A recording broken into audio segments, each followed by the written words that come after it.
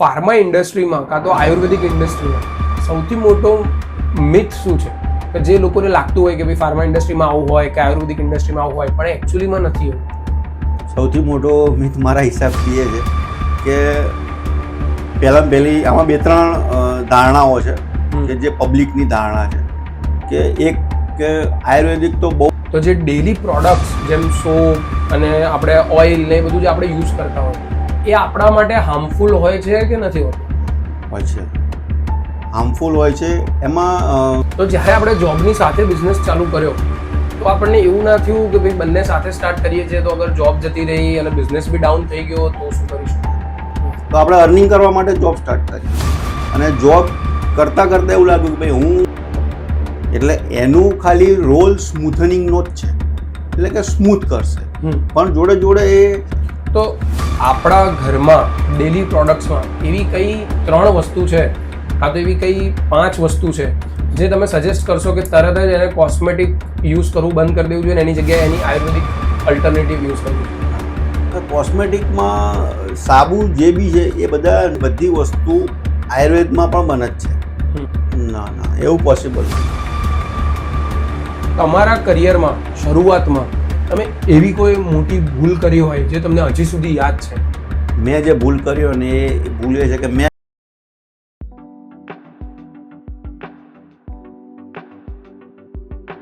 આજે મારી સાથે છે સંદીપસિંહ ભાટી, જેમને પોતાની જર્ની ₹100 પર મંથના કમ્પાઉન્ડરથી લઈને આજે કરોડોનો આયુર્વેદા અને ફાર્મા ઇન્ડસ્ટ્રીમાં બિઝનેસ સેટઅપ કર્યો છે. આપણે આજના એપિસોડમાં આ ઇન્ડસ્ટ્રીની રિયલ સાઇડ સમજીશું. ડોક્ટર્સ મેડિસિન કઈ રીતે પ્રિસ્ક્રાઇબ કરે છે, ક્લિનિકલી ટેસ્ટેડનો એકચ્યુઅલ મિનિંગ શું હોય છે અને જે પ્રોડક્ટ્સ આપણે ડેલી યુઝ કરીએ છીએ તે આપણા માટે હાર્મફુલ છે કે નથી. સાથે સાથે આપણે વેટ લોસ અને વેટ ગેઇનના પાછળનું રિયલ સાયન્સ સમજીશું, મેડિસિનની રિયલ કોસ્ટ શું હોય છે અને 0થી લઈને કરોડ સુધીનું ફાર્મા અને આયુર્વેદા બિઝનેસ બિલ્ડ કઈ રીતે થાય છે તે બી આપણે સમજીશું. જો તમને આ ઇન્ડસ્ટ્રીની રિયાલિટી અને બિઝનેસની થિંકિંગ સમજવી હોય તો આ એપિસોડ એન્ડ સુધી જોજો.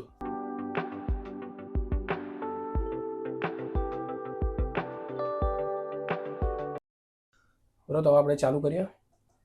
તો આજે આપણે કરોડોની વાતો કરીએ છીએ બરોબર, પણ જ્યારે આપણે ₹100 મહિનાનો પગાર કમાતા હતા ત્યારે એ સ્ટોરી શું છે? જે ₹100 મહિના પગારની જે સ્ટોરી છે એ સ્ટોરી શું છે? એટલે હું 1994ની અંદર 10મા ધોરણમાં વેકેશન પડ્યું એટલે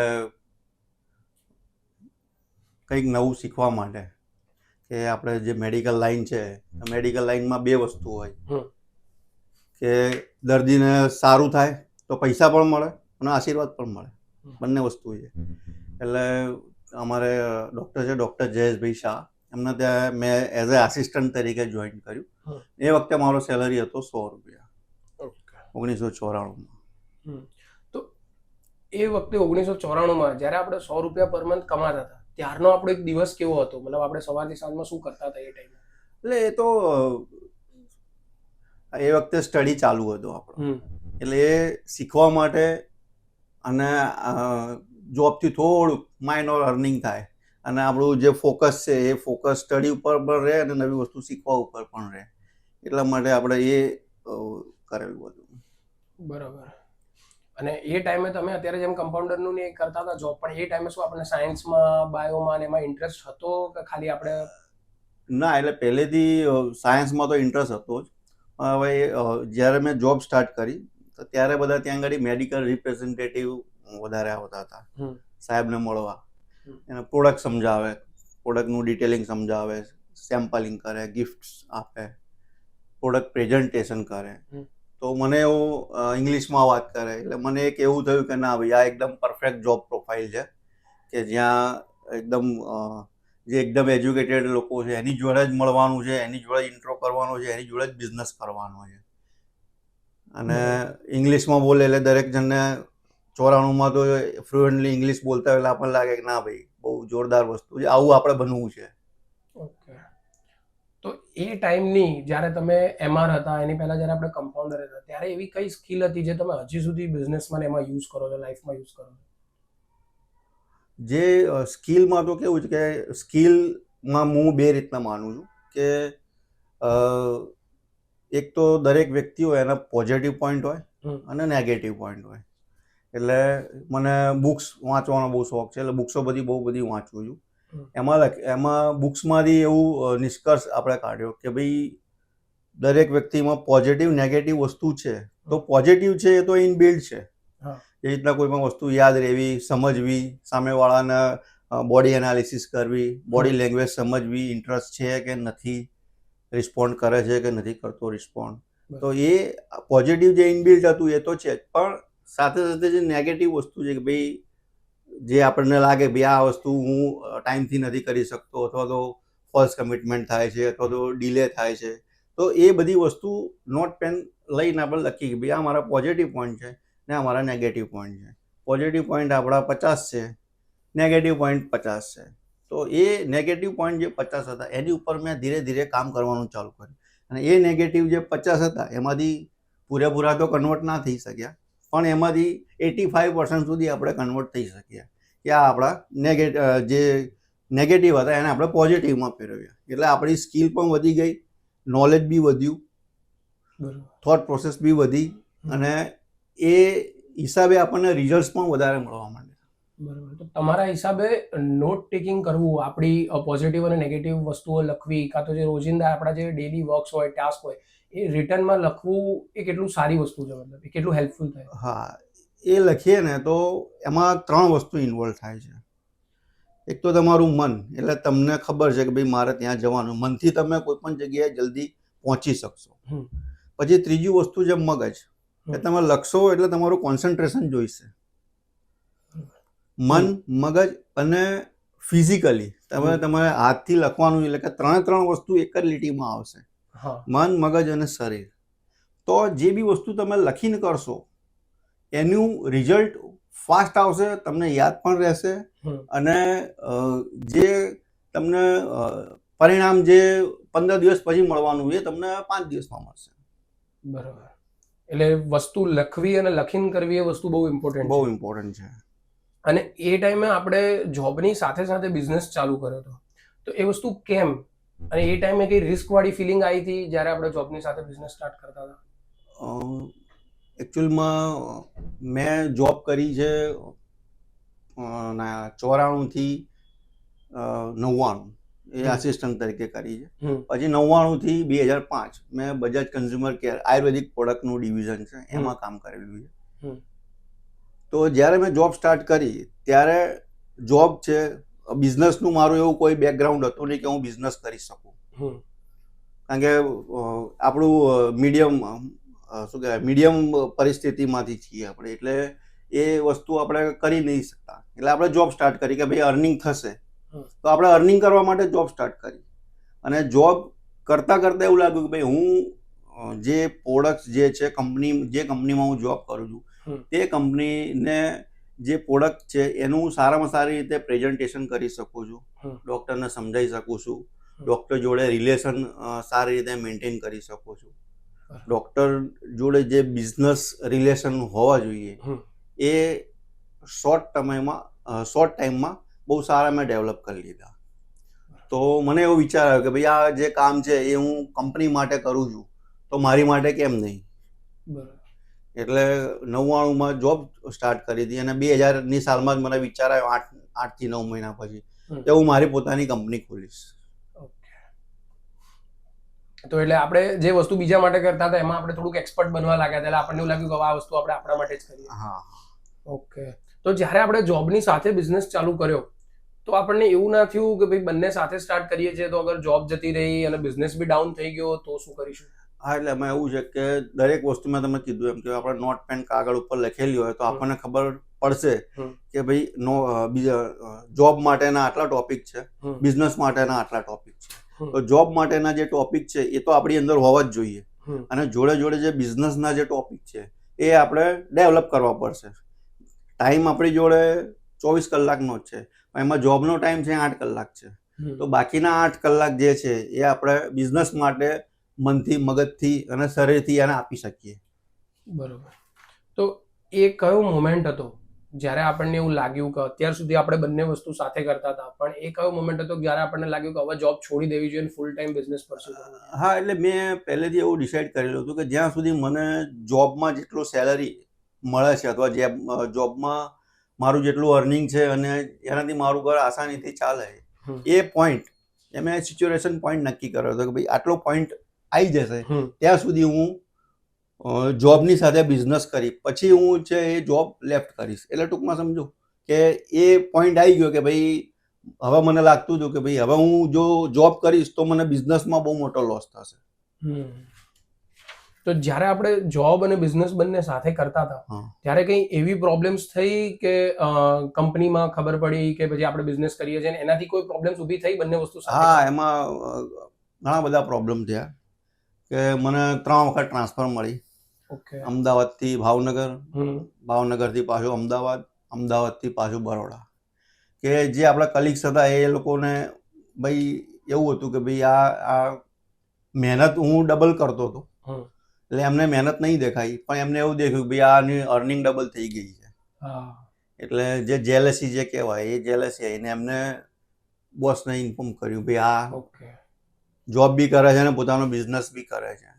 તો પછી એ ટ્રાન્સફરમાં આપણો બિઝનેસ તો અમદાવાદમાં હતો તો પછી એ ટ્રાન્સફરમાં આપણે બિઝનેસ કઈ રીતે હેન્ડલ કર્યો? એકચ્યુઅલમાં હું મારો બિઝનેસ નહોતો કરતો, હું મારો બિઝનેસ છે કરાવડાવતો. હું પોતે જોબ કરતો હતો. જોબમાં આપણે કોઈ ખોટું નથી કર્યું કે 100% જોબ ને આપણે આપી જ છે કે મારા દરેકે ટાર્ગેટ્સ અને દરેક ઇન્સેન્ટિવ આપણે કંપનીમાંથી લીધેલા જ છે. એટલે આપણે કંપની માટે કે જોબને કંઈ ખોટું કરીને આપણે બિઝનેસમાં આગળ વધ્યા એવું નથી. હવે આપણે થોડુંક આપણી પાસ્ટ લાઈફથી તમારા એક્સપિરિયન્સ પર આવીએ. જે પાસ્ટ લાઈફમાં તમે જે વસ્તુઓ કરી છે એના પરથી આપણે થોડુંક ઇન્સાઇટ્સ લઈએ કે એ જોબ્સમાં ને જગ્યાએ શું ઇન્સાઇટ્સ હતી. તો જે ડોક્ટર્સ હોય જે પેશન્ટને દવા લખતા હોય છે એ શું કમિશન બેઝિસ પર લખતા હોય છે કે જે કંપની વધારે કમિશન આપે એની પ્રોડક્ટ્સ એની દવાઓ એ લોકો વધારે પેશન્ટને ડિસ્ક્રાઇબ કરે? ના, એવું નથી હોતું કે ડોક્ટર્સ છે એ કોઈ પણ જે ફોર્મ્યુલેશન છે એ ફોર્મ્યુલાને સમજી અને એની રિક્વાયરમેન્ટ પ્રમાણે પેશન્ટને રિફર કરતા હોય છે. બરોબર. તો અગર એક જ જેવા કમ્પોઝિશનની 10 મેડિસિન કાં તો 5 મેડિસિન એમની જોડે હોય તો એમાંથી કઈ મેડિસિન ડિસ્ક્રાઇબ કરવી એ કઈ રીતે ડોક્ટર ડિસાઇડ કરે? એ એકચ્યુઅલમાં તો એ ડોક્ટરને આન્સર આપવાની વસ્તુ છે પણ હું જો ડોક્ટર વતી જો હું આન્સર આપું તો હું એવું જોઉં કે ભાઈ એનું જે કંપની જે છે MRP સેમ છે પણ એમાં સૌથી સ્ટાન્ડર્ડ સારું કોનું છે. બરોબર. એ સ્ટાન્ડર્ડ હું જોઈ અને એ પછી હું પ્રેફર કરીશ. ઓકે. હવે આપણે થોડુંક ડેલી લાઈફ પર જઈએ તો જે ડેલી પ્રોડક્ટ્સ જેમ સોપ અને આપણે ઓઇલ ને એ બધું જે આપણે યુઝ કરતા હોય એ આપણા માટે હાર્મફુલ હોય છે કે નથી હોતું? હોય છે, હાર્મફુલ હોય છે. એમાં બે વસ્તુ છે કે અત્યારે બજારની અંદર બધી વસ્તુ અવેલેબલ છે. તો સપોઝ કે તમને ઓઇલની તમને વાત કરું તો ઓઇલ છે એ બે રીતે બને છે. એક છે એ આયુર્વેદિક કંપની બનાવે છે, એ લોકોની બનાવવાની પદ્ધતિ અલગ છે, અને બીજી છે કોસ્મેટિક કંપની. એ કોસ્મેટિક કંપની બનાવે છે એ લોકોની બનાવવાની પદ્ધતિ અલગ છે.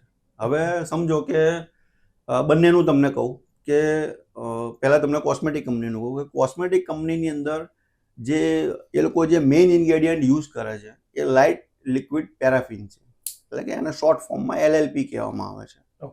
બરાબર. એટલે એ કોઈ તેલ નથી, આપણે એને કહીએ છીએ તેલ પણ એ કોઈ તેલ નથી. એ પેટ્રોલિયમ પેદાશની અંદરથી ઉત્પન્ન થયેલું બાય પ્રોડક્ટ છે.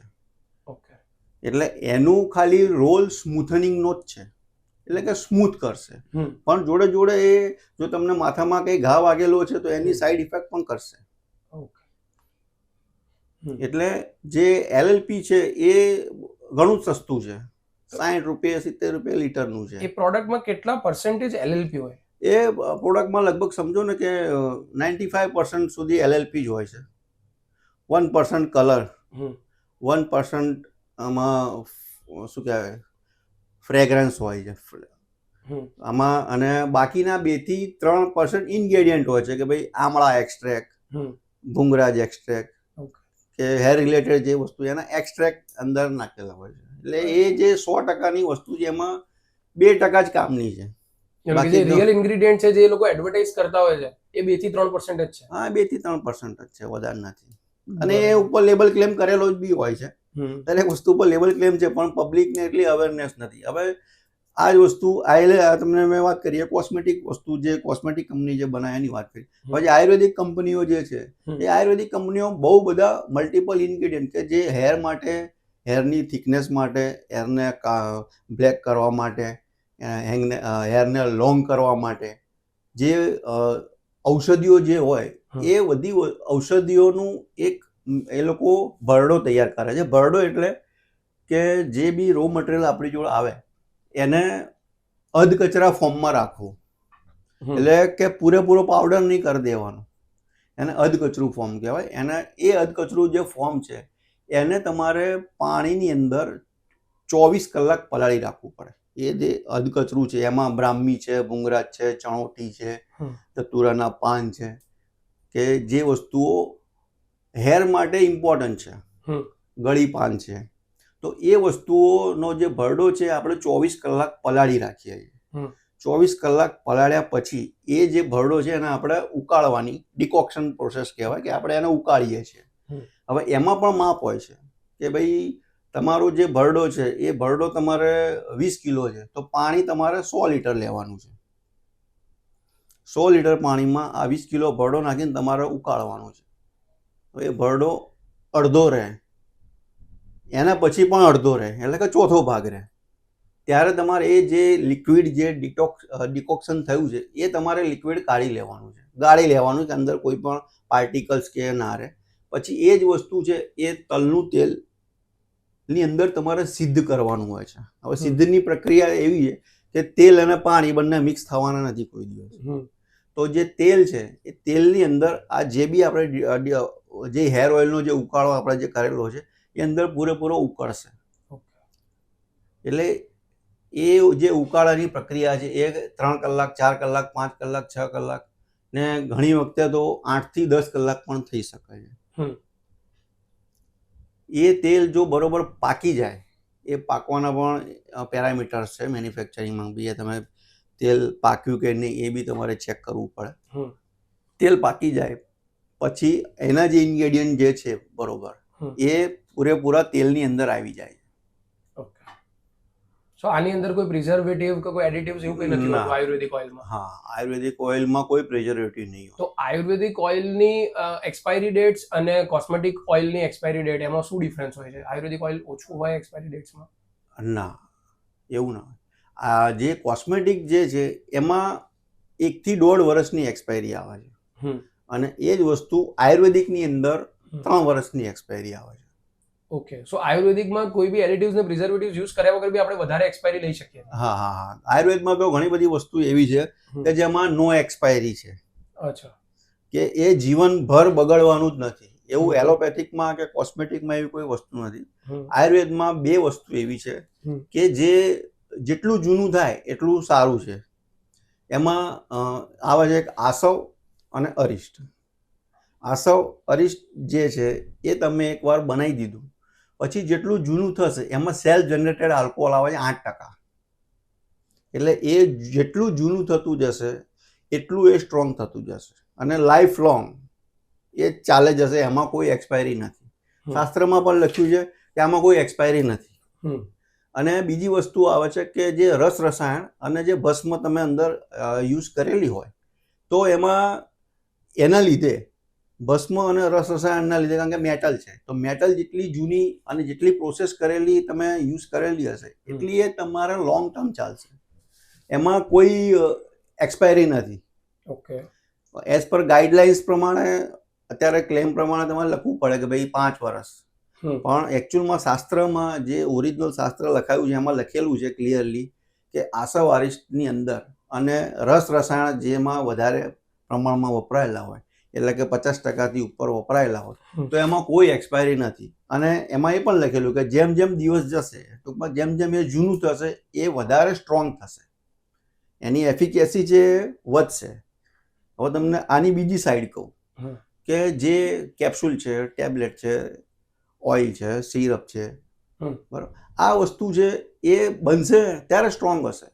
પછી જેમ જેમ 3 વર્ષ થતા જશે એમ એની જે એફિકેસી છે એ ઓછી થતી જશે. આ 3 વર્ષ પછી પણ એની ઇફેક્ટ તો રહેશે જ, પણ ઇફેક્ટ ઓછી થઈ જશે, એક્સપાયર નહીં થાય. જે પણ દવા છે એ ભલે આમ એક્સપાયરનો મતલબ શું કે ભાઈ પહેલાં જે ક્વોલિટી હતી એ અત્યારે ક્વોલિટી નથી, પણ જેવી રીતના એક્સપાયર્ડ દવા એલોપેથિકની ખાઓ તો તમને ઝાડા આ બધી વસ્તુ સ્ટાર્ટ થઈ જાય, એ જ વસ્તુ આયુર્વેદમાં નથી થવાની. ઓકે. એનું રિઝલ્ટ ને એની એફિકેસી ઓછી થશે એ 100% છે. તો આ જે કોસ્મેટિક ઓઇલ્સ જે બનતા હોય છે, તમે એમાં કીધું કે ભાઈ 3 to 5% જ ચેક હોય છે કામની વસ્તુ હોય, તો એનો જે પ્રાઇસિંગ હોય છે એના એમઆરપી માં અને એના કોસ્ટ ઓફ ગુડ્સમાં શું ડિફરન્સ હોય? એમઆરપી ની કમ્પેરિઝન કરીએ તો આયુર્વેદમાં અને કોસ્મેટિકમાં એમઆરપી આયુર્વેદિક જે પદ્ધતિથી બનેલું હશે એની આયુર્વેદિકની એમઆરપી વધારે હશે અને કોસ્મેટિકની છે એની ઓછી હશે. એનું કારણ છે કે કોસ્મેટિકની અંદર કોઈ પ્રોસેસ નથી. મેં તમને જે કીધું કે ભાઈ જે આયુર્વેદિક રો મટીરિયલ એનું ડિકોક્શન કરવું, પછી તેલની અંદર સિદ્ધ કરવું, આ બધાની અંદર લેબર છે કે ઘટ પડવી, કે ભાઈ 100 કિલો આપણે તેલ લીધું હોય તો એ 100 કિલો નહીં મળે આપણને, એ 92 કિલો મળશે કે 93 kg મળશે. કોઈ વસ્તુ આયુર્વેદિક પ્રોડક્ટ અગર આપણે 70 રૂપિયાની કે 50 રૂપિયાની 100 રૂપિયાની અગર આયુર્વેદિક પ્રોડક્ટ લઈએ તો એમાં બનાવવામાં કેટલી એમાં આના કરતાં ડબલ થઈ જશે. એટલે તમને સીધું એક્ઝામ્પલ આપી દઉં કે LLP છે એ 70 રૂપિયા લીટર છે, બરોબર, અને જે આયુર્વેદિકમાં જે તેલ જે વપરાય છે એ 300 થી 350 રૂપિયા લીટર છે અને એનો ભાવ વધી અને 400 સુધી પણ જાય છે લીટરમાં. એટલે તમે સમજો કે 100 ml પેલું 40 રૂપિયાનું પડે છે અને 100 ml આ 7 રૂપિયાનું પડે છે. બરાબર. એટલે બનાવવામાં બી કોસ્ટમાં બહુ મોટો ડિફરન્સ છે, બનાવવામાં બી બહુ મોટો ડિફરન્સ છે અને એના રિઝલ્ટમાં પણ બહુ મોટો ડિફરન્સ છે. બરાબર. તો આ જ રીતે આપણે જે રોજ સાબુ યુઝ કરતા હોઈએ છીએ એ સાબુમાં શું ડિફરન્સ હોય કોસ્મેટિકમાં અને આયુર્વેદિકમાં? કાં તો કોસ્મેટિક આપણા માટે કેટલો હાર્મફુલ છે? કોસ્મેટિકમાં સાબુ જે બી છે એ બધા નૂડલ્સ બેઝ બને છે, એટલે કે કોસ્ટિક સોડા ને પામ જોડે એટલે ફેટી એસિડ જોડે પ્રોસેસ કરીને એના નૂડલ્સ બને છે. તો અત્યારે જે 76% TFM નું એક સ્ટાન્ડર્ડ છે ગવર્મેન્ટનું, એ દરેકે મેન્ટેન કરવું પડે છે. તો જે નૂડલ્સ છે એ નૂડલ્સની અંદર નૂડલ્સ તૈયાર જ મળે છે, ગોદરેજના અને બીજી કંપનીના આવે છે. તો એ નૂડલ્સની અંદર આ લોકો જે બી કંપની મેન્યુફેક્ચરિંગ કરે છે એ 1% કલર, મેં તમને જેમ રીતના કોસ્મેટિકની આખી જે ધારા છે જે રીતના ઓઇલ બને છે એ જ રીતના સાબુ બને છે. બરાબર. તો એટલે સાબુમાં બી 2 થી 5% જ કામના ઇન્ગ્રેડિયન્ટ્સ હોય છે. હા, સાબુમાં બી તમે લેબલ ક્લેમ, તમે બોક્સ ઉપરનો ક્લેમ તમે દેખશો તો એની અંદર 1% કે 2%, સપોઝ કે એક્ઝામ્પલ તમને આપું કે ભાઈ નીમ સોપ તમે વાપરો છો તો જનરલી પેશન્ટના મગજમાં એવું હોય છે કે આખો સાબુ છે લીમડાનો બનેલો છે, પણ એ એની મોટામાં મોટી ભ્રાંતિ છે. નીમ સોપ ઉપર લખવાથી નીમનો સોપ નથી થઈ જતો. તમે સાબુના ઇન્ગ્રેડિયન્ટ તમે વાંચશો તો એમાં લખેલું હશે કે નીમ ઓઇલ અથવા તો નીમ એક્સ્ટ્રેક્ટ 1% કે 2% જ હશે. એટલે કે તમે 100 ગ્રામનું સાબુ વાપરતા હોય એની અંદર 1% એટલે કે 1%, એટલે કે એ 100 ગ્રામમાંથી 1 ગ્રામ જ ખાલી નીમ છે, બાકી બધું બેઝ મટીરિયલ છે કે જે તમારા બોડી માટે કંઈ કામનું નથી, પણ જે સાબુ બનાવવાની પ્રક્રિયા છે એની માટે વપરાય છે. બરાબર. તો આપણા ઘરમાં ડેલી પ્રોડક્ટ્સમાં એવી કઈ 3 વસ્તુ છે કાં તો એવી કઈ 5 વસ્તુ છે જે તમે સજેસ્ટ કરશો કે તરત જ એને કોસ્મેટિક યુઝ કરવું બંધ કરી દેવું જોઈએ અને એની જગ્યાએ એની આયુર્વેદિક અલ્ટરનેટિવ યુઝ કરવી જોઈએ? હા, બધી વસ્તુમાં એવી રીતના છે. આ જે તમને જે મેં કીધું એ બધી વસ્તુ આયુર્વેદમાં પણ બને જ છે, પણ આયુર્વેદમાં કોસ્ટ ફેક્ટર વધારે છે, એટલે આયુર્વેદની વસ્તુ તમને સસ્તી નહીં મળે. એટલે અત્યારે શું છે કે ભાઈ લોકોને સસ્તું જોઈએ છે, ક્વોલિટીનું એટલું એ લોકો પેરામીટર ઓછો પ્રિફર કરે છે. બરાબર. એટલે આયુર્વેદિકનું ડિફરન્સ વધારે છે, એટલે કે પેલું જો 5 રૂપિયામાં મળતું હશે તો પેલું 20 રૂપિયામાં મળતું હશે. તમને મેં હેર ઓઇલનું કીધું કે પેલું 7 રૂપિયામાં પડે છે અને પેલું 40 રૂપિયામાં પડે છે. બેઝ, ખાલી બેઝ, બીજા ઇન્ગ્રેડિયન્ટ ને એ બધું ગણો તો 50 રૂપિયામાં તમને ઘરમાં પડે. તો તમે જે રીતે આયુર્વેદિક પ્રોડક્ટ્સ અને મેડિસિન્સ મેન્યુફેક્ચર કરો છો તો એ પ્રમાણે શું આયુર્વેદિક પ્રોડક્ટ્સની પ્રાઇસિંગ નીચે લાવવું પોસિબલ છે? કોસ્મેટિકથી થોડુંક નજીક કાં તો એને હજી થોડુંક ડાઉન કરવું પોસિબલ છે કોઈ એવી વસ્તુ યુઝ કરે? ના, એવું પોસિબલ નથી. એટલે આયુર્વેદિક હંમેશા આજીવન મોંઘું જ રહેશે? હા, એ કોસ્મેટિકની કમ્પેરિઝનમાં તો હંમેશા મોંઘું જ રહેશે, કારણ કે બેઝિક તમને કીધું ભાઈ LLP છે એ 70 રૂપિયા લીટર છે અને તલનું તેલ છે 350 રૂપિયા લીટર છે, એટલે 70 ક્યાં અને 350, એટલે એ બંને તો કોઈ દિવસ કોઈના કંટ્રોલમાં નથી. ગવર્મેન્ટ ચાહશે તો બી કંઈ તલના તેલનો ભાવ 70 રૂપિયા નથી કરી શકવાની કે 100 રૂપિયા બી નથી કરી શકવાની, કારણ કે એ શું ખાવામાં પણ વપરાય છે. હવે આ આયુર્વેદમાં વેટ લોસ અને વેટ ગેઇનની મેડિસિન્સ આવતી હોય છે, તો એ મેડિસિન્સ ઇફેક્ટ તો કરે છે, માણસોને રિઝલ્ટ તો મળે છે, પણ એમાં એકચ્યુઅલીમાં પેશન્ટની બોડીની અંદર સાયન્ટિફિકલી શું ચેન્જીસ આવતા હોય છે? એટલે વેટ લોસમાં એકચ્યુઅલમાં વેટ લોસ થવાના ઘણા બધા રીઝન હોય છે. હવે તમને ખાલી પહેલા થોડુંક તમને આયુર્વેદનું કહી દઉં કે આયુર્વેદિક અને એલોપેથિક આ બંનેમાં દવા વેટ લોસની આવે છે. આયુર્વેદમાં પણ છે અને એલોપેથિકમાં પણ છે. એલોપેથિકની જે દવા છે એ તમારા જે સપોઝ કે તમે તાવ આવ્યો તો તાવને મટાડવાની દવા છે એલોપેથિકમાં, જે ડાયક્લોફેનેક સોડિયમ પેરાસેટેમોલનું કોમ્બિનેશન આવે એનાથી શું ભાઈ તમને તાવ આવ્યો, કોઈ બી કારણથી આવ્યો તમને તાવ ઉતરી જશે. બરાબર. પણ તાવ શેને કારણે આવ્યો એ રીઝનથી એ મેડિસિનને કંઈ લેવા દેવા નહીં. એટલે જે પ્રોબ્લેમ છે એ સોલ્વ થઈ જશે, પણ એ પ્રોબ્લેમ કઈ રીતે ઊભી થઈ એ ખબર નહીં. એ પ્રોબ્લેમ જે ટેમ્પરરી સોલ્વ થશે, તાવ તમારો કલાક પછી ઉતરી જશે પણ પાછો સાંજે ચડશે જ તમને. બરાબર. જ્યારે આયુર્વેદમાં શું છે કે ભાઈ તાવ શેના કારણે આવ્યો, આયુર્વેદમાં રોગના મૂળ ઉપર દવા કરવામાં આવે છે. એટલે લોકો એવું કે ભાઈ આયુર્વેદિકનું રિઝલ્ટ મોડું આવે છે અથવા તો લેટ આવે છે, એનું કારણ જ આ કે આયુર્વેદ જે છે એ રોગના મૂળ ઉપર કામ કરે છે, જ્યારે એલોપેથિક છે એ સિમ્ટમ્સ ઉપર કામ કરે. કે તમને માથું દુખે છે તો તમને માથું જે દુખે છે એ માથું દુખતું બંધ થઈ જાય એની તમને મેડિસિન આપશે. માથું શેના કારણે દુખે છે એની મેડિસિન નહીં આપે. એટલે અગર તમે વેટ લોસ માટે આયુર્વેદિક દવા લો છો અને એલોપેથી દવા લો છો, તો એલોપેથીમાં દવા લેશો ત્યારે વેટ લોસ થશે, પણ પાછું વધવાની શક્યતા ખરી? એ 100%. જનરલી તો વેટ લોસ થવામાં પણ બહુ તકલીફ પડે છે, કારણ કે વેટ ગેઇન થવાના, વેટ વધવાના ઘણા બધા કારણો છે અને એલોપેથિક જે છે એ કોઈ પણ એક કે બે પર્ટિક્યુલર વસ્તુ લઈને મેડિસિન બનાવેલી હોય છે. બરોબર. તો આયુર્વેદિકમાં જે આપણે 2 મહિનામાં 4 મહિનામાં જે વેટ લોસ થતું હોય છે, એમાં એકચ્યુઅલીમાં બોડીની અંદર શું ચેન્જીસ આવતા હોય છે? એ વેટ લોસ કઈ રીતે થાય છે? કેમ કે એની અંદર કોઈ આપણે એવી વસ્તુ નથી નાખતા જે બોડી માટે હાર્મફુલ હોય, તો પછી એ એવી કઈ વસ્તુઓ છે જેનાથી એ બોડીમાં એટલો વેટ લોસ થાય છે? જો આમાં છે ને કે હું તમને પહેલા બેઝિક કહું કે માણસની છે ને 3 જાતની પ્રકૃતિ હોય આયુર્વેદ પ્રમાણે. એક હોય વાયુની, એક હોય પિત્તની અને ત્રીજી હોય કફની. હવે વાયુવાળો જે વ્યક્તિ હશે ને એ પતલો હશે, બરાબર. હવે એને તમે ખભેથી ધક્કો મારો, આ આયુર્વેદમાં લખેલું છે કે તમારે ઓળખવું કેવી રીતે, તો તમે એને ખભેથી ધક્કો મારશો તો એ હલી જશે. બરાબર. એટલે બોડી એની પાતળો બાંધો હશે, બરાબર. હવે આ થઈ વાયુ પ્રકૃતિ. હું બહુ લોંગ નથી કહેતો પણ તમને શોર્ટમાં સમજાવું કે વાયુ પ્રકૃતિ વાળો છે એ સવારે 10 રોટલી અને સાંજે 10 રોટલી ખાશે તો એનું વજન નહીં વધે. બરાબર. આ એની પ્રકૃતિ છે.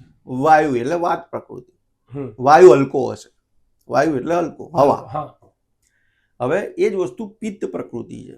સેકન્ડ નંબર છે પિત્ત પ્રકૃતિ. પિત્ત પ્રકૃતિ વાળાનું નાક છે પોપટની ચાંચ જેવું હશે, અને પિત્ત પ્રકૃતિ વાળો વ્યક્તિ છે એ વજન વધારી પણ શકશે જલ્દીથી અને વજન ઘટાડી પણ શકશે. બરાબર. એટલે તમે જોયું હશે કે ઘણા લોકોનું તમે માર્ક કરશો કે ભાઈ એ ભાઈનું વજન પહેલા બહુ વધારે હશે, પછી એકદમ વજન ઘટી જશે, અને પાછું તમે 6 મહિના પછી દેખશો ને પોતે ધ્યાન નહીં રાખે તો પાછું વજન વધી પણ શકશે. એટલે એ બંને બાજુ વધી પણ શકશે જલ્દી અને ઘટી પણ શકશે. અને જ્યારે ત્રીજું છે જે કફ પ્રકૃતિના લોકો છે, બરાબર, એમના જે પ્રકૃતિ કહેવાય એમને કેડેથી ધક્કો મારો તો હલશે નહીં. બરાબર. એમના દાંત છે એ જાડા હશે, નખ છે જે વાળ છે એ કાળા હશે, વાંકડિયા હશે. તો આ કફ પ્રકૃતિના લોકો છે. હવે જેને વજન વધારે છે એ લોકો વાયુ પ્રકૃતિના લોકો કોઈ દિવસ ટ્રીટમેન્ટ કરાવવાના નથી, કારણ કે એનું વજન વધતું જ નથી. વજન ઘટાડવાની ટ્રીટમેન્ટ લેવાવાળા 2 જ કેટેગરી છે, પિત્ત પ્રકૃતિ વાળા અને કફ પ્રકૃતિ વાળા. એમાં જે પિત્ત પ્રકૃતિ વાળાને અનિયમિત ખોરાકથી ને એનાથી વજન વધી ગયું હોય તો એ લોકો ખોરાક ઉપર નિયંત્રણ મેળવી ને જે મેડિસિન છે એ મેડિસિનથી એ વજન ઘટાડી શકે અને એમને રિઝલ્ટ જાયજેન્ટિક એટલે એકદમ ફાસ્ટ મળે કે ભાઈ બીજા લોકોનું વજન મહિને 2 કિલો જ ઉતરતું હોય એનું 5 કિલો ઉતરે. બરાબર. અને કફ પ્રકૃતિવાળા જે લોકો છે એને કફનો ભાગ બોડીની અંદર વધારે હોય એટલે કફ પ્રકૃતિવાળાનું વજન વધારે હોય એટલે કફ પ્રકૃતિવાળાનું વજન ઉતારતા ઘણો ટાઈમ લાગે. ઓકે, બરાબર. તો હવે ફાર્મા ઇન્ડસ્ટ્રીમાં આપણે આયુર્વેદિક લઈએ કે પછી એલોપેથી લઈએ, સો એની અંદર ઘણી જગ્યાએ ક્લિનિકલી ટેસ્ટેડ એ વર્ડ યુઝ થતો હોય છે. તો એ ક્લિનિકલી ટેસ્ટેડ એટલે એનો મતલબ શું છે?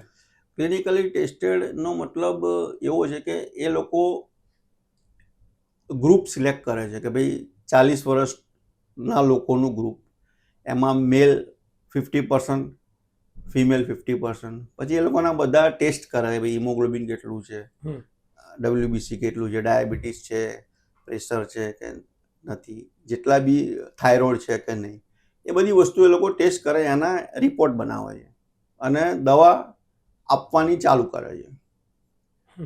સપોઝ કે એમને ક્લિનિકલ ટ્રાયલ લેવા છે થાઇરોઇડ ઉપર, તો એ જેટલા બી પેશન્ટ છે કે જેને થાઇરોઇડ છે એને આ બધું વસ્તુ ચેક કરશે કે થાઇરોઇડની જોડે બીપી પણ છે, થાઇરોઇડની જોડે ડાયાબિટીસ પણ છે. તો એ જે 20 પેશન્ટ, જે 40 પેશન્ટ છે, 20 ફિમેલ ને 20 મેલ, એ લોકોનું 40 લોકોને એક સરખી મેડિસિન આપશે, એક સરખો ડોઝ આપશે અને રોજ એમનું ટેસ્ટિંગ કરતા રહેશે. તો 40 દિવસ પછી જે રિઝલ્ટ આવશે એવરેજ, એને ક્લિનિકલી પ્રૂવન અથવા તો એ જે રિઝલ્ટ છે એને ક્લિનિકલી તમને કહેશે કે ભાઈ અમે આટલું ટેસ્ટ કરેલું છે અને એના રિઝલ્ટ એવરેજ આટલા આવે છે. બરાબર. તો આ ક્લિનિકલી ટેસ્ટેડનું સર્ટિફિકેટ કાં તો ક્લિનિકલ ટેસ્ટિંગ એ ઇન્ડિયામાં ફરજિયાત છે કે નથી? ફરજિયાત કહી શકાય ને ના પણ કહી શકાય. ફરજિયાત એટલે કે જો તમારે બહુ મોટા પાયે તમારે કરવું હોય, એક્સપોર્ટ કરવું હોય કે ઇન્ડિયામાં બહુ મોટા લેવલે વેચવું હોય, તો તમારે દરેક વસ્તુનું ટેસ્ટિંગ તો જોઈશે. પણ આયુર્વેદમાં શું છે કે શાસ્ત્રોક્ત પ્રોડક્ટ જે છે અમુક, એ લોકોનું ટેસ્ટિંગની કંઈ જરૂર નથી હોતી. બરાબર. અને એલોપેથીમાં બધી જ વસ્તુમાં ક્લિનિકલી ટેસ્ટિંગની જરૂર હોય છે? જે રિસર્ચ કરતા હોય છે ને, જો જે કોમન થઈ ગયું એમાં તો રિસર્ચ કરવાની જરૂર છે નહીં. બરાબર. હા. જે વસ્તુમાં રિસર્ચ થતું હોય કે ભાઈ કોઈ બી ઇન્ગ્રેડિયન્ટ છે અત્યારે જે જનરલ ચાલે છે એમાં તો કંઈ રિસર્ચ કરવાની જરૂર છે નહીં. પણ એક્સ્ટ્રા કે ભાઈ કોઈ બી કેન્સર માટેનું ડેવલપ કરતા હોય તો જે એક્સ્ટ્રા રિસર્ચ થાય, એટલે રિસર્ચનો મતલબ શું, રી એટલે સર્ચ એટલે ફરી વખત નવી વસ્તુ શોધવામાં આવે તો એ થોટથી બનેલું છે કે ભાઈ આ બે ઇન્ગ્રેડિયન્ટ મેં ભેગા કર્યા તો એનું રિઝલ્ટ શું આવવાનું છે મગજથી કેલ્ક્યુલેટ કરીને ખબર નહીં પડે. એટલે ક્લિનિકલી એટલે કે જે ટ્રાયલ્સ જે લેવાના હોય એ ટ્રાયલ્સ લઈને પછી જ ખબર પડે કે આનું શું રિઝલ્ટ આવે. બરાબર. તો હવે આપણે પાછા થોડુંક આપણી જર્ની પર ને એના પર આવીશું. તો જે આપણી 100 રૂપિયાથી જે કરોડોની જર્ની છે એને થોડુંક તમે સિમ્પ્લિફાય કરો કે એ ટાઈમમાં આપણે શું થયું અને આપણો એક ટર્નિંગ પોઈન્ટ કયો હતો જે સાઈડથી આપણી લાઈફ આખી ચેન્જ થઈ ગઈ. તમને 3 પ્રકારે કહું છું કે એક કે ભાઈ મારા બિઝનેસમાં જે ગોલ છે એ મેં ગોલ શોર્ટ ટર્મનો તમને ગોલ કહું, 2031 સુધી, 30-31 સુધી મારા 100 કરોડના ટર્નઓવર સુધી પહોંચવું છે. એક અમારો આ બિઝનેસ માટેનો ગોલ છે. બીજું રિયલ એસ્ટેટ માટે મેં એવું વિચારી રાખ્યું છે કે ભાઈ પ્રોપર્ટી, કે મારા પોતાના અમદાવાદમાં 30 મકાન હોવા જોઈએ અને દર મહિને 10 લાખ રૂપિયા ભાડું આવવું જોઈએ, પેસિવ ઇન્કમ, કે હું કંઈ ના કરું તો પણ મારે ઇન્કમ થાય. બરાબર. અને ત્રીજો મારો ગોલ જે છે કે આ તો બધું આપણે લાઈવ ગોલ છે, પણ હું નથી ત્યારે પણ મારો ગોલ છે કે હું મરું તો મારી સ્મશાન યાત્રામાં કમસે કમ 1 લાખ માણસ આવવું જોઈએ. આ મારો ગોલ છે. કે અને કોઈ પણ ગોલ તમને મૂક્યો છે તમે તો એ એચિવમેન્ટ એમનેમ નહીં થતો. એની માટે તમારે સારા કામ કરવું પડશે, સોશિયલી બધા જોડે એટેચ રહેવું પડશે, કંઈ તમારે એવા કાર્ય કરવા પડશે કે જેથી લોકો તમારે આવે, તમને યાદ રાખે અને તમારા જેવા લાઈફમાં એ પોતે પણ ગોલ મૂકે. બરાબર. હવે જ્યારે આપણે ધંધાની વાત કરીએ, બિઝનેસની, તો ઘણા બધા લોકોના નિયમ હોય છે કે ભાઈ હું ધંધો કરીશ તો મારા નિયમો છે, એ નિયમો હું બદલવા નહીં દઉં, એ નિયમો હું તૂટવા નહીં દઉં. તો એવા તમારા બિઝનેસમાં શું નિયમ છે? જો કોઈ પણ જગ્યાએ જે બિઝનેસ છે એ પહેલામાં પહેલું કે સત્ય સાથે જોડાયેલો છે. સત્ય એટલે ધર્મ. ધર્મનો મતલબ શું કે હું કંઈ ખોટું નહીં કરું. તો તમે જો સાચી રીતના દરેક વસ્તુમાં, મેન્યુફેક્ચરિંગમાં, માર્કેટિંગમાં તમે સાચી રીતના વસ્તુ પ્રેઝન્ટ કરશો તો તમે ગેરંટેડ સક્સેસ થશો. બરાબર. હવે હું જે પ્રમાણે તમને કહેવા માંગુ છું એની માટે હું તમને એક નાની ખાલી કહું કે એક કબીર વાણી છે, તમને સંભળાવું કે મિલ ગયા સો દૂધ બરાબર, માંગ લિયા સો પાણી, ખીંચ લિયા સો રક્ત બરાબર, એસા કહે ગુરુબાની. એટલે કે આનો મતલબ એવો થાય છે કે જે તમને તમારા માતા પિતા, તમારું ફ્રેન્ડ સર્કલ, તમને પ્રોપર્ટી, તમારો જ્યાં જન્મ થયો છે, તમારું જે ફ્રેન્ડ સર્કલ છે, તમારા મધર, ફાધર, બ્રધર, સિસ્ટર, તમને જે કુદરતી રીતે મળ્યું છે એ બધી વસ્તુ તમે દૂધ તરીકે એન્જોય કરો. એ દૂધ છે. પછી સેકન્ડ થિંગ છે કે ભાઈ તમે માંગીને બધી વસ્તુ ભેગું કરો કે ભાઈ તમે જો ગાડી નહીં, ભાઈ તમે કોઈની જો ગાડી માંગો, ભાઈ મને આપો ગાડી ચલાવવા માટે, કે ભગવાનને તમે રિક્વેસ્ટ કરો કે ભાઈ ભગવાન મને આપો. તો જે માગીને તમે જે ભેગું કરો એ બધું પાણી બરોબર છે. અને સામેવાળાની ઈચ્છા નથી કે ભાઈ મારે કોઈ પણ વસ્તુ આપવી નથી અને તમે જબરજસ્તી બાય હુક ઓર કુક તમે એ વસ્તુ એની જોડેથી બળપૂર્વક લઈ લેશો તો એ લોહી બરોબર છે. બરાબર. તો એ લોહી છે, એ લોહી તમે પીશો તો લોહી કોઈ દિવસ લોહીને પચાવી નથી શકતું. એટલે તમે તમારો જે બિઝનેસ જે છે એ તમારે કબીર વાણીની જે છે કે ભાઈ જે તમને ઇઝી, જે તમને તમારા જે પાર્ટીસ જે બધું મળેલું છે, બધું કુદરતી રીતે મળે છે તમને, એ બધું તમે દૂધ તરીકે એન્જોય કરો. તમે મહેનત કરીને તમારી પાર્ટીસ વધારે, બધું પાણી બરોબર છે. પણ કોઈ પાર્ટી એવી છે કે તમે જો બિઝનેસ કરવા નથી માંગતી, તમે પછી એને હેરાન કરો છો ને એને પેલું કરો છો, તો એ બધું ના કરવું જોઈએ. બરાબર. એટલે કે જે કહેવાય ને કે ભાઈ આપણે જે શાસ્ત્રમાં લખેલું હોય ભાઈ રજોગુણી, તમોગુણી ને સદગુણી, તો તમારે સદગુણી બનીને જીવવું પડશે.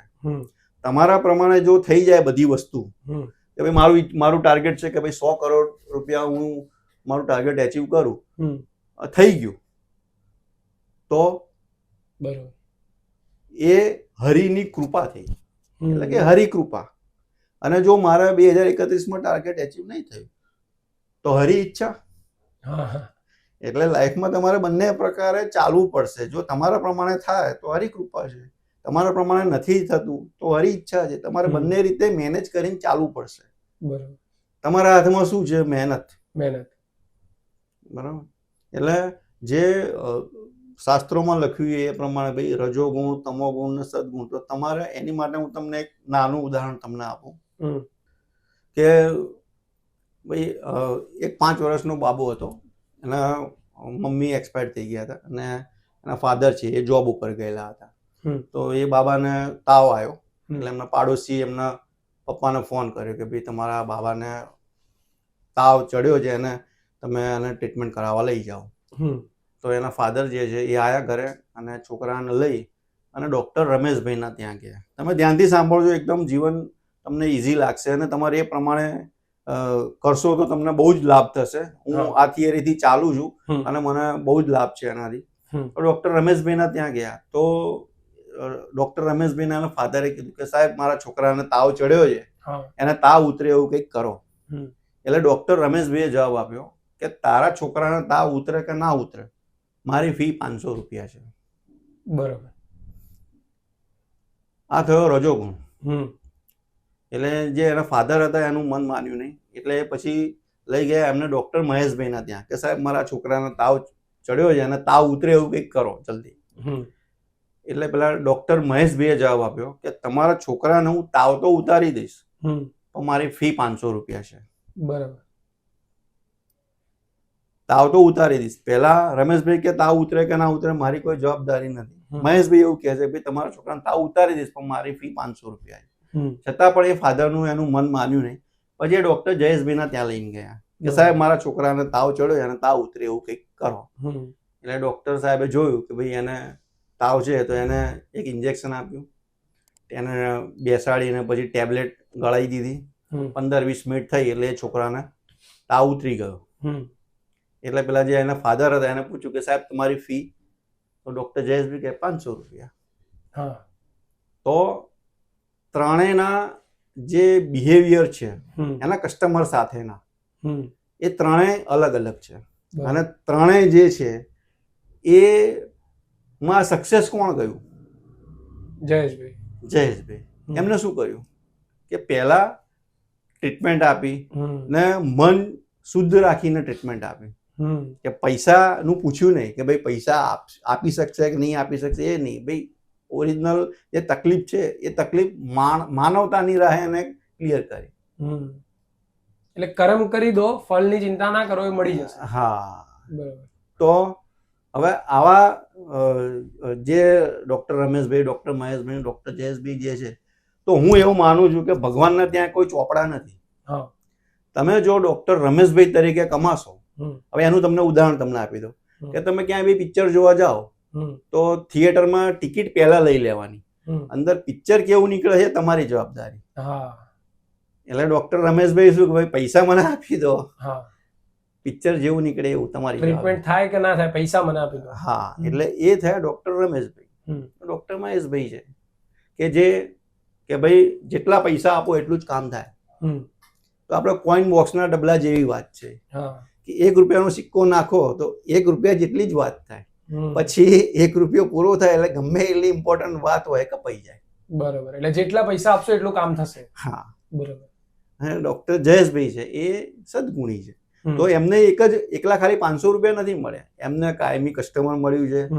એ જે ફાધર છે એ એમને બધી જગ્યાએ કહેશે કે ના ભાઈ ડૉક્ટરની ટ્રીટમેન્ટ છે તો એ ડૉક્ટરની ટ્રીટમેન્ટ તમારે જયેશભાઈના ત્યાં જ કરાવાય. એમને કાયમી કસ્ટમર મળ્યું ને એમનું નેટવર્કિંગ માર્કેટિંગ પણ કરશે ફ્રી ઓફ કોસ્ટ. બીજું એમના આશીર્વાદ પણ મળે કે હા સાહેબ તમે મારા છોકરાને તાવ ઉતારી દીધો. આશીર્વાદ પણ મળે, આશીર્વાદ પણ મળ્યા, પૈસા પણ મળ્યા, કાયમી કસ્ટમર પણ મળ્યું. અને એ બીજા કસ્ટમરને પણ લઈને આવશે. રેફરલ બી મળ્યા. વર્ડ ઓફ માઉથ વધી જશે. હા, તો વર્ડ ઓફ માઉથ વધશે તો ડોક્ટર જયેશભાઈનું દવાખાનું એમનું વધારે રેવન્યુ વધી જશે. રેવન્યુ વધશે. એટલે પ્રોસેસ ધીમી છે પણ એનું રિઝલ્ટ બહુ મોટું છે. તમને દેખાશે નહીં પણ રિઝલ્ટ એનું બહુ મોટું આવશે. બરાબર. એટલે પૈસા સાઈડમાં મૂકીને જો આપણા કર્મ પર ધ્યાન આપીશું તો પૈસા ઓટોમેટિક આવશે. બરાબર. ઓકે. તો બિઝનેસ વધતો હતો પણ આપણે રિયલ એસ્ટેટમાં ઇન્વેસ્ટ કર્યું તો એ કેમ? શું એ સિક્યોરિટી રીઝન્સ માટે હતું કે પછી એક સ્ટ્રેટેજી હતી? ના, એ આપણે સ્ટ્રેટેજી હતી કે આપણે સિક્યોરિટી લઈને પણ ચાલીએ છીએ.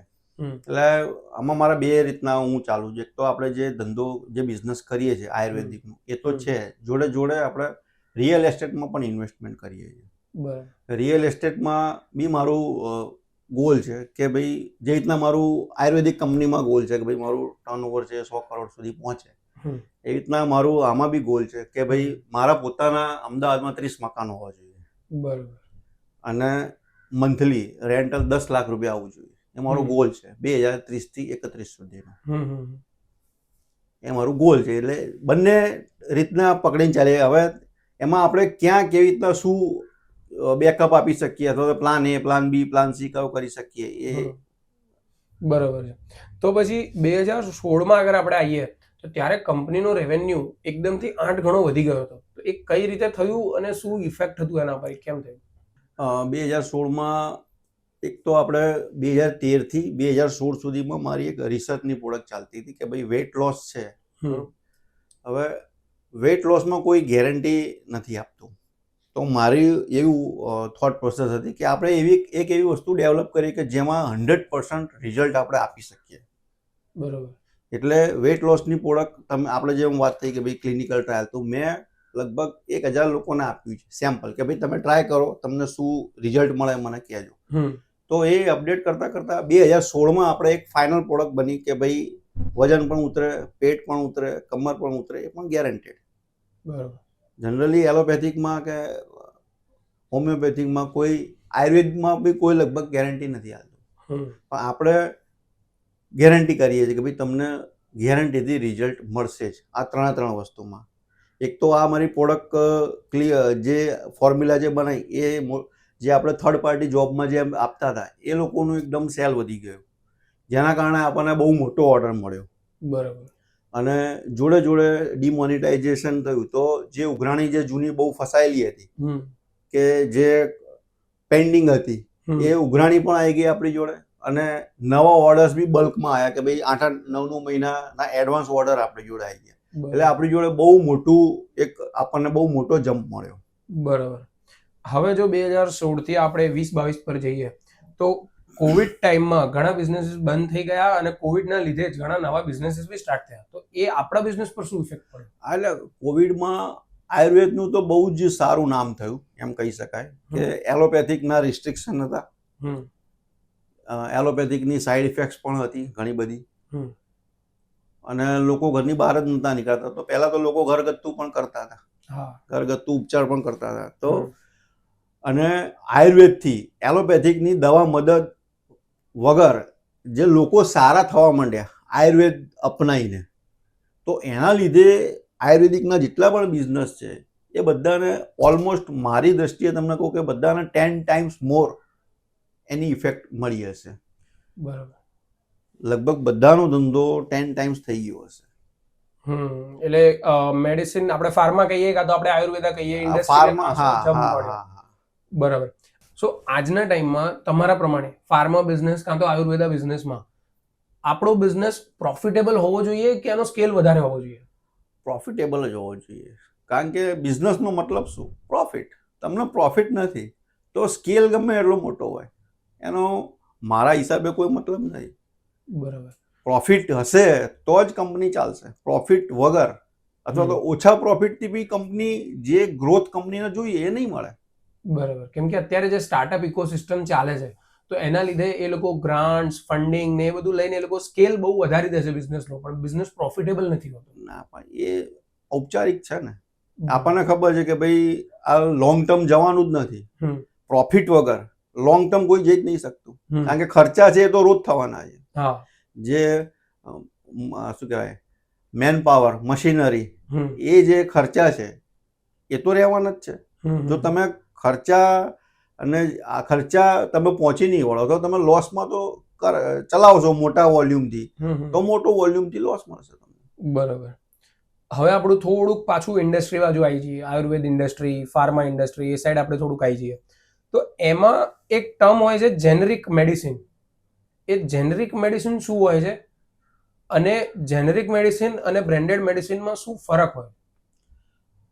જો જેનરિક મેડિસિન્સ અને જે બ્રાન્ડેડ મેડિસિન્સ છે બંનેની બનાવવાની પ્રક્રિયા એ સેમ જ છે.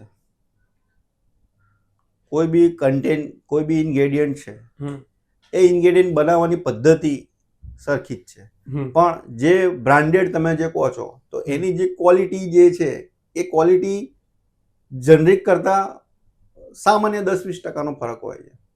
એટલે એ 10-20% સારી હશે કે ડાઉન હશે? એ ડિપેન્ડ્સ, કંપની ઉપર ડિપેન્ડ્સ કરે છે. બરાબર.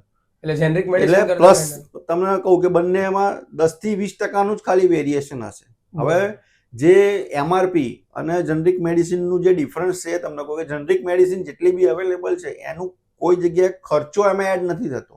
સમજ કે બ્રાન્ડેડ વસ્તુ છે તો એ લોકોએ મોટા બધી કંપની મેન્ટેન કરવી પડશે, મેન પાવર મેન્ટેન કરવા પડશે, મશીનરી મેન્ટેન કરવી પડશે, એ બધું ખર્ચો કંપની ઉપર લાગશે. એમઆરસ ને જે ડોક્ટરને પ્રેઝન્ટેશન માટે જશે, ડોક્ટરને મળશે, સમજાવશે, સેમ્પલિંગ કરશે, ગિફ્ટિંગ કરશે, તો એ બધો ખર્ચો છે એ પ્રોડક્ટ ઉપર જ આવવાનો અલ્ટિમેટલી. અને જનરિક પ્રોડક્ટ છે તો જનરિક પ્રોડક્ટમાં એવું નથી કે ડાયક્લોફેનેક એટલે ડાયક્લોફેનેક. બરાબર. એ લોકોને કોઈ બ્રાન્ડિંગ ની એવી જરૂર નથી. એટલે એ લોકો ખાલી બ્રાન્ડેડ નથી અને 10-20% ડિફરન્સ છે, પણ પ્રાઇસમાં ઘણો બધો ડિફરન્સ આવી જાય છે. બરાબર. હવે અગર કોઈ મેડિસિન આયુર્વેદિક હોય કે એલોપેથી હોય, અગર બજારમાં 100 રૂપિયાની જાય છે મેડિસિન, તો એનો એકચ્યુઅલ મેકિંગ કોસ્ટ કેટલો હોય છે? એ એકચ્યુઅલી કંપનીમાં કેટલા રૂપિયામાં બનતી હોય અગર એ મેડિસિન એમઆરપી 100 રૂપિયા હોય તો? તમને ટેન્ટેટિવ કહું કે હમ. આયુર્વેદિકનું જે હશે એમાં જેટલી બી એમઆરપી હશે એનું 20% કોસ્ટિંગ હશે. બરાબર, એટલે 100 રૂપિયાની જે દવા અગર આયુર્વેદિક હોય તો 20 રૂપિયામાં બનતી હશે. 20 રૂપિયામાં બનતી હશે. તો એમાં બીજા શું ખર્ચા હોય? અગર આપણે એક આયુર્વેદિક કંપની ચલાવતા હોય તો 20 રૂપિયાની દવા બનાવીને અગર 100 રૂપિયામાં વેચીએ તો એમાં બીજા શું ખર્ચા હોય? એમાં તમને આખું એનું સ્કેડ્યુલ તમને કહું કે એક તો આપણે મેડિકલ સ્ટોર જેટલા બી છે તો મેડિકલ સ્ટોરની અંદર આપણે માર્જિન્સ આપવું પડે તો જ આપણી પ્રોડક્ટ્સ એ લોકો રાખશે. બરાબર. એટલે 20% જેવું એમનું માર્જિન હોય છે, 20% જેવી સ્કીમ હોય, 40% તો એ થઈ ગયા. પછી એ મેડિકલ વાળાને કંપની ડાયરેક્ટ સપ્લાય નહીં આપે, એની માટે સ્ટોકિસ્ટ હશે. બરાબર. તો સ્ટોકિસ્ટ છે એ મેડિકલ વાળાને આપશે, એટલે સ્ટોકિસ્ટનું બી માર્જિન હશે. સ્ટોકિસ્ટનું માર્જિન હશે 10% જેવું. બરાબર. પછી એ સ્ટોકિસ્ટ છે તો અમદાવાદની અંદર 5 કે 6 સ્ટોકિસ્ટ છે, ભાવનગર, જુનાગઢ, અલગ અલગ જગ્યાએ જે સ્ટોકિસ્ટ છે તો એ સ્ટોકિસ્ટને બી કંપની ડાયરેક્ટ નહીં આપે, એની માટે કંપની C&F રાખશે. એટલે C&F ને બી એનું માર્જિન આપશે 7%. C&F એટલે શું? કેરી એન્ડ ફોરવર્ડ એજન્ટ. ઓકે, તો એ એજન્ટ કંપની જોડેથી લઈને અને સ્ટોકિસ્ટને માલ આપે. હા, સ્ટોકિસ્ટ છે નીચે મેડિકલ સ્ટોર વાળાને માલ આપે, અથવા તો ડોક્ટર્સને પરચેસ કરવી હોય તો ડોક્ટરને માલ આપે. બરાબર. તો આ વસ્તુ આયુર્વેદિક માટે બી સેમ જ હોય અને એલોપેથી માટે બી સેમ જ હોય? હા. તો અગર કોઈ આયુર્વેદિક કંપની C&F અને સ્ટોકિસ્ટ એ બંનેને સ્કીપ કરીને અને કંપની ડાયરેક્ટ જો મેડિકલને આપે તો શું આયુર્વેદિક મેડિસિનની પ્રાઇસ ડાઉન આવી શકે? ના ભાઈ, એવું સર્વિસ ના મળે ને, પ્રાઇસિંગથી એમાં ફરક નહીં પડવાનો. બરાબર. ઓકે, એટલે કારણ કે તમે સમજો કે ભાઈ ગુજરાતની અંદર 40,000 મેડિકલ સ્ટોર છે, કંપની ડાયરેક્ટ આપવા જશે 40,000 લોકોને તો ક્યાંથી પોસિબલ છે? બરાબર. એની માટે મેન પાવર, સર્વિસ, એ બધું કંપનીએ બધું વર્ષોથી કેલ્ક્યુલેટ કરેલું જ હોય કે જે ચેનલ છે એ ચેનલ જ એમને ચેનલ છે એ જ સારી પડશે. બરાબર.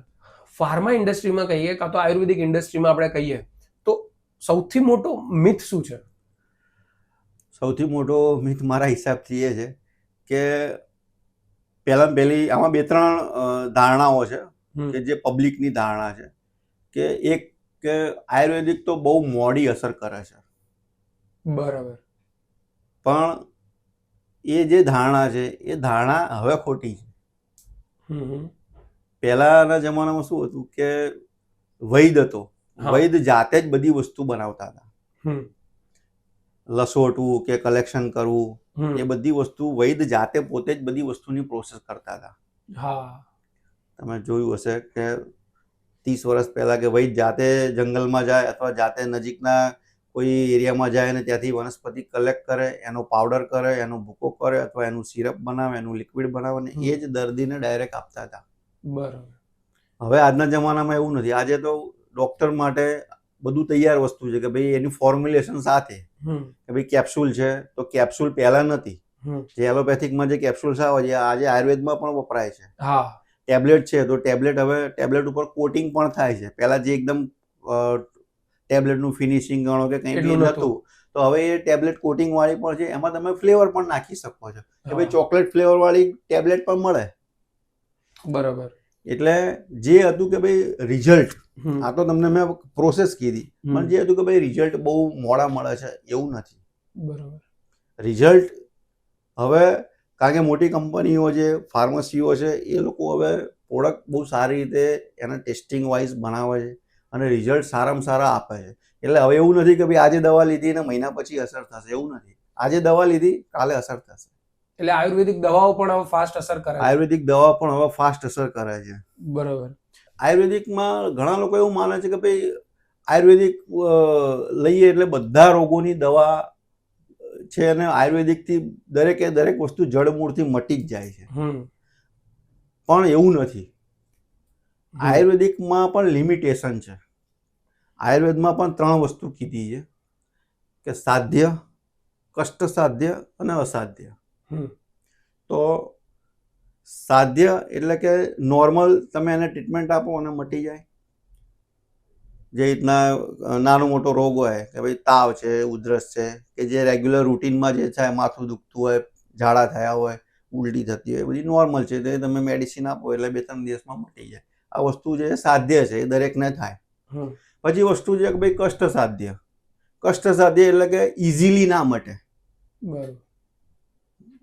બરોબર, કોઈને ચામડીનો રોગ થયો તો ચામડીના રોગમાં રિંગવોર્મ છે, એક્ઝિમા છે, અર્ટિકેરિયા છે, હર્પીસ જોસ્ટર છે, તો એ આજે દવા લીધી તો 3 દિવસમાં નહીં મટે. એ તમારે આયુર્વેદિક ટ્રીટમેન્ટ તમારે કમસે કમ એના 2-3 મહિના લેવી પડશે, બરાબર, તો મટશે. એટલે એ થયું અસાધ્ય. પછી કષ્ટસાધ્ય થયું. પછી એમાં હવે અસાધ્ય કે ભાઈ ડાયાબિટીસ છે તો એ મટાડી ના શકાય, બરાબર, એને મેન્ટેન કરી શકાય. ભાઈ કોઈને કેન્સર છે 3જા કે 4થા સ્ટેજનું, તો એ અસાધ્યમાં જતું રહ્યું. એમાં પછી તમે આયુર્વેદિક ટ્રીટમેન્ટ પણ લો તો એ મટે નહીં. બરાબર. એટલે લોકોની એવી ભ્રાંતિ છે કે ભાઈ આયુર્વેદ છે જળમૂળમાંથી મટાડે છે, પણ એમાં એની આયુર્વેદની એક લિમિટ છે.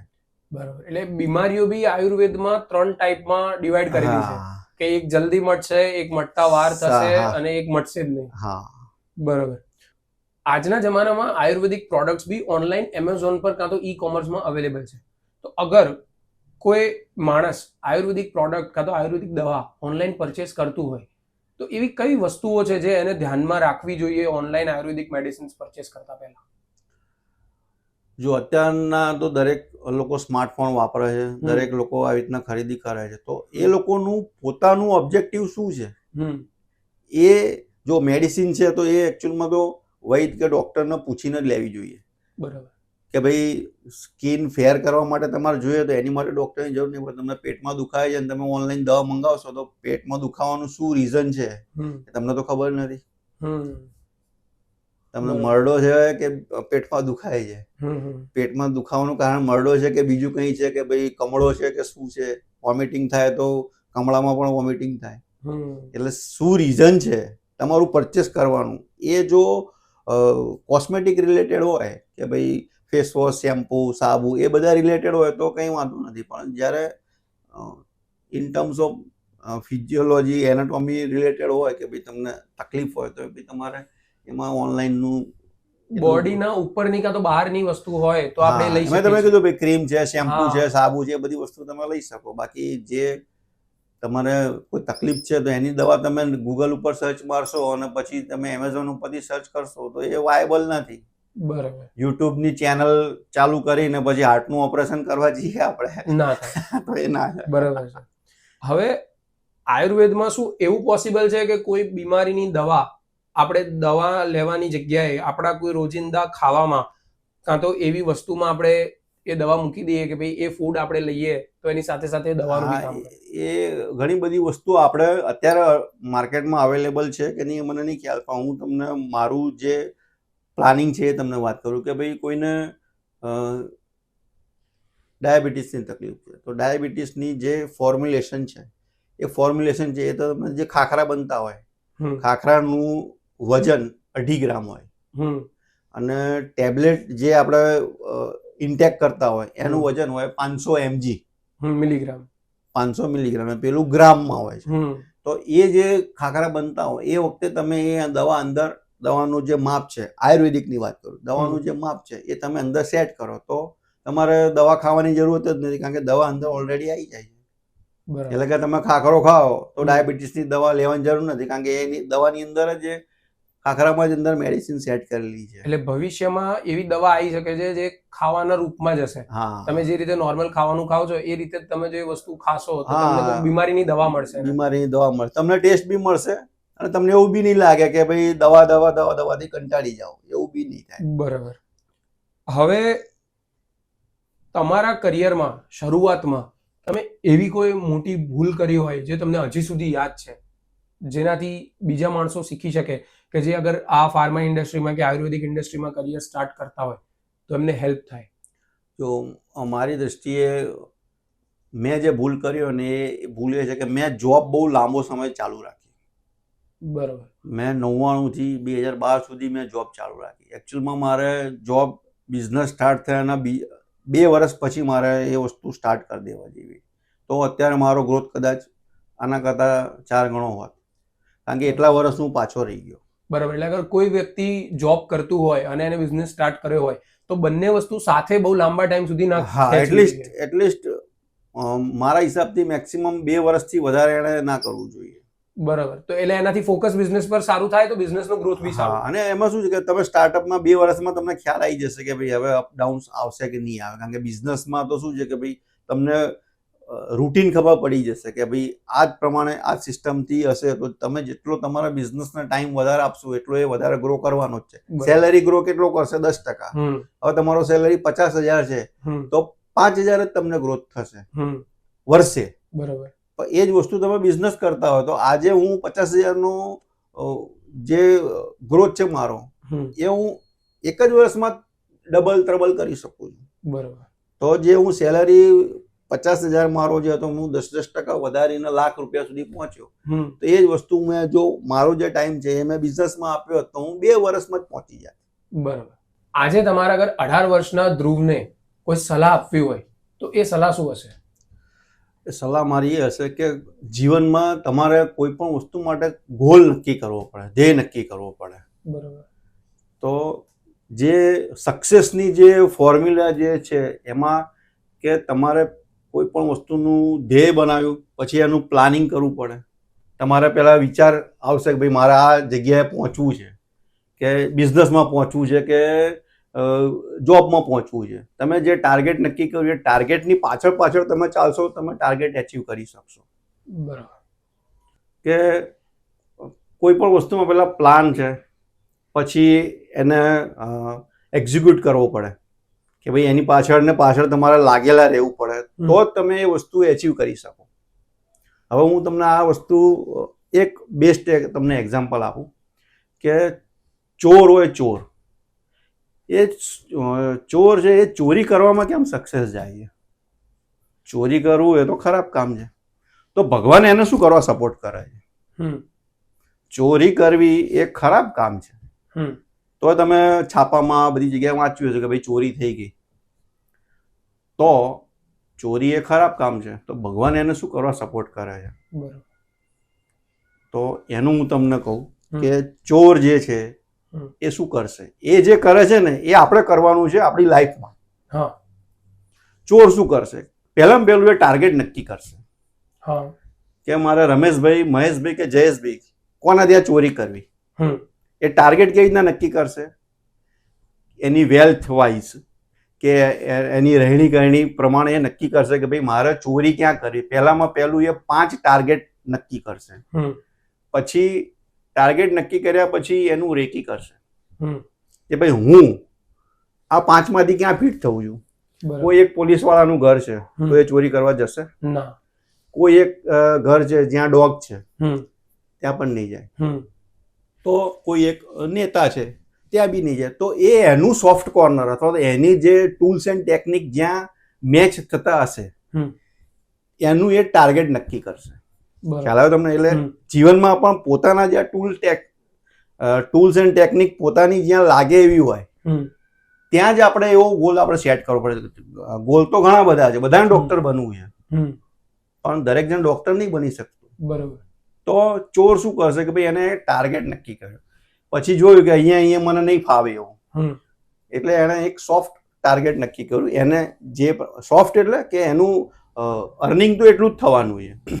એટલે પહેલા તો જીવનમાં એક ગોલ નક્કી કરો અને પછી એ ગોલ કઈ રીતે નક્કી કરો તો જે તમારી જોડે સ્કિલ્સ છે, જે તમારી આવડત છે એ જોઈ અને એ પ્રમાણે જીવનમાં એક ગોલ નક્કી કરવો જોઈએ તો સક્સેસ થાય. હા. પછી પ્લાનિંગ થઈ ગયું. પછી આપણે એને સર્વે કર્યું કે ભાઈ આપણે જ્યાં ચોરી કરવા જવું છે કેટલા વાગે જોબે જાય છે, કેટલા વાગે ટાઈમ ખાલી હોય છે, એ દરેક વસ્તુનું રેકી કરશે. પછી એ દિવસ નક્કી કરશે કે ભાઈ આ તારીખે આટલા વાગે હું એમના ત્યાં ચોરી કરવા જઈશ. બરાબર. હવે એ શું કરશે કે જે દિવસે નક્કી કર્યું હશે, જે તારીખે નક્કી કર્યું હશે એ દિવસે બધા ઊંઘી જશે ત્યારે જાગતો હશે. બરોબર. બધા ઊંઘી ગયા હશે ત્યારે જાગતો હશે અને એ ત્યાં જશે, જે એનું ટાર્ગેટ નક્કી કર્યું ત્યાં જશે. પોતાની જોડે જે આવડત છે એ ટૂલ્સ અને ટેકનિકનો ઉપયોગ કરી અને ચોરી કરશે અને એ ત્યાંથી નીકળી જશે. તો તમે એમ કહેશો કે ભાઈ મેં તમને જેમ કીધું એમ કે ભાઈ ભગવાન એને શું કરવા સપોર્ટ કરે છે?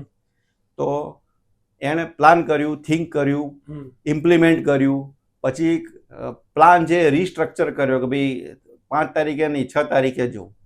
તો પ્લાન રીસ્ટ્રક્ચર કર્યા પછી એને ફાઇનલી નક્કી કર્યું આ તારીખે આટલા વાગે હું જઈશ. ત્યાં ગયો, એને રિસ્ક લીધું અને પછી ત્યાં ચોરી કરી, એને પોતાના ટૂલ્સ ટેકનિક વાપર્યા, ચોરી કરીને ત્યાંથી નીકળી ગયો.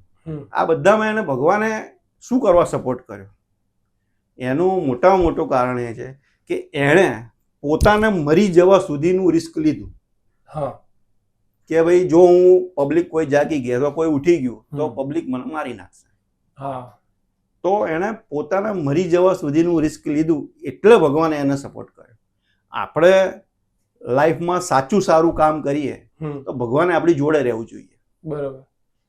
તો ભગવાન આપણી જોડે રહે. જો ચોર ખોટું કામ કરે છે, ખબર છે પહેલેથી, તો બી એને સપોર્ટ કરે, તો આપણે સાચું સારું કામ કરીએ તો ભગવાન આપણી જોડે રહે. બરાબર. એટલે રિસ્ક લેવું બી જરૂરી છે અને સારું અને એવું કામ કરવું જરૂરી છે કે જેનાથી ભગવાન બી તમને સપોર્ટ કરે. તમારો ગોલ એવો રાખવો જોઈએ. તો થેન્ક યુ સો મચ. તમે આવ્યા, તમે આયુર્વેદા ઇન્ડસ્ટ્રી, ફાર્મા ઇન્ડસ્ટ્રીના ડોક્ટર્સના તમે ઘણી બધી પાછળની ઇન્સાઇટ્સ કીધી, એના માટે તમારો ખૂબ ખૂબ આભાર. અને આપણે મળતા રહીશું આવી સારી ઇન્સાઇટ્સ અને આવી સારી વાતો, તમારા સ્ટ્રગલ્સ ને બધી વસ્તુઓ જાણવા માટે. બરાબર. જો તમે આ એપિસોડ એન્ડ સુધી જોયો છે તો તમારો ખૂબ ખૂબ આભાર. જો તમને આ એપિસોડમાંથી કંઈ પણ વેલ્યુએબલ મળ્યું છે તો આ વિડીયોને લાઇક કરજો, ચેનલને સબસ્ક્રાઇબ કરજો અને કમેન્ટમાં જરૂર લખજો કે તમે આગળ કયા ગેસ્ટને જોવા માંગો છો. અને એક ખાસ રિક્વેસ્ટ, આ એપિસોડને એ વ્યક્તિ સાથે જરૂર શેર કરજો કે જે તમને લાગે છે કે આનાથી એની લાઈફમાં કંઈક વેલ્યુ એડ થઈ શકે છે. મળીશું ધ લર્નિંગ જર્નીના નેક્સ્ટ એપિસોડમાં.